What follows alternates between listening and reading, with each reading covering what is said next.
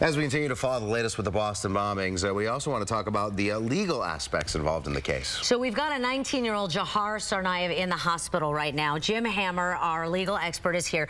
He's in the hospital, limited communication. That's right. What do they really need from him to convict him, though? Because they have all this videotape and witnesses. You know, with the evidence they have so far, they don't even need a confession. And there's been a lot of debate about, did they have to read Miranda rights? Does he have a right to remain silent? The only penalty for violating Miranda, if it's a violation, is you don't get to use the confession. Well, based upon what we've seen, I don't think there'd be any problem at all convincing 12 people that he's guilty.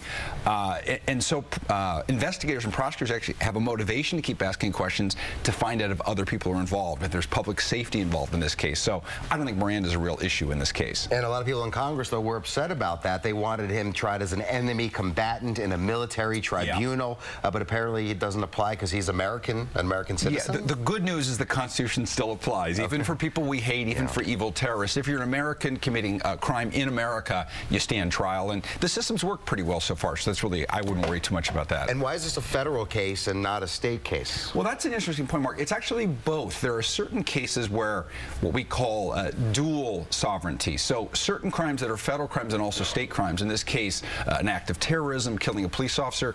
You might have the situation where the state prosecutes them and there's a federal prosecution. What that's going to mean is this case will go on for years and years.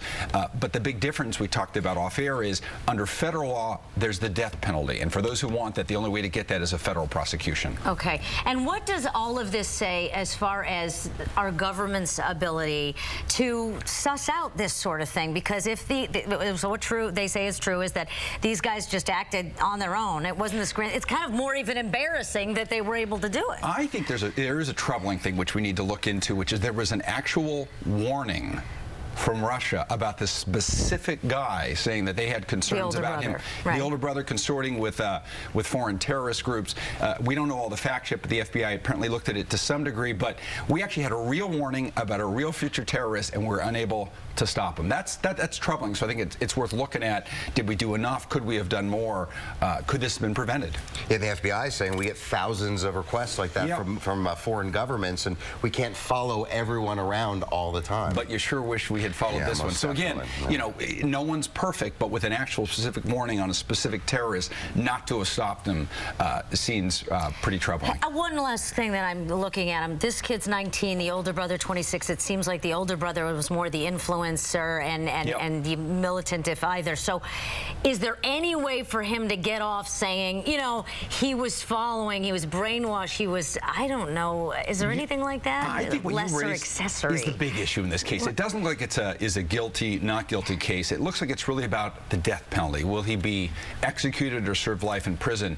The issue you brought up, Daria, in some cases you might look at the youth, but I don't think anyone's going to have sympathy for a 19-year-old killing 8-year-olds with bombs. Having said that, I think his one shot, and it's a small one, is if he fully cooperates with federal authorities. If he can become an asset to the government to help understand other terrorists or to get other people who were involved or in some other way be a material help, I could see potentially federal prosecutors saying, okay, that's worth it, we want that enough, we'll spare you the death penalty. That's his only shot. And we saw a case similar to what's going on in Washington, D.C. With the two shooters. We had a young man, an older man shooting, and he tried to use the excuse that he was brainwashed, and the courts didn't seem to buy it. No, and anyone who's 19 years old ought to realize if you engage in heinous crimes, or even 18 years old, you face the death penalty as well. The crime is so horrific. And again, no matter what someone's ideology, what I don't get, let's say you're Islamic fundamentalist or a right-wing American who wants to blow up Oklahoma City, killing 8-year-old innocent kids, I don't know how that furthers anyone's ideology. And so federal prosecutors are not going to have any sympathy for this guy. Again, the only question is, can he give so much aid to the government they say, you know what, that's worth it, we'll take the death penalty off the table. Is this going to play out for years in the court system, or do you think we'll be seeing something pretty soon in the courts? It is, and people ought to, if you look at death penalty cases, people have followed, whether it's the Scott Peterson case or Timothy McVeigh, when the death penalty is on the table, everything slows down because of the preparation required by the defense, and then you get the multiple levels of appeal. So the trial itself, probably a year or two off. But if this guy is ever to see execution, you're talking 10, 15 years. A long, long time. Thank you, Jim. Good to see you both. Good.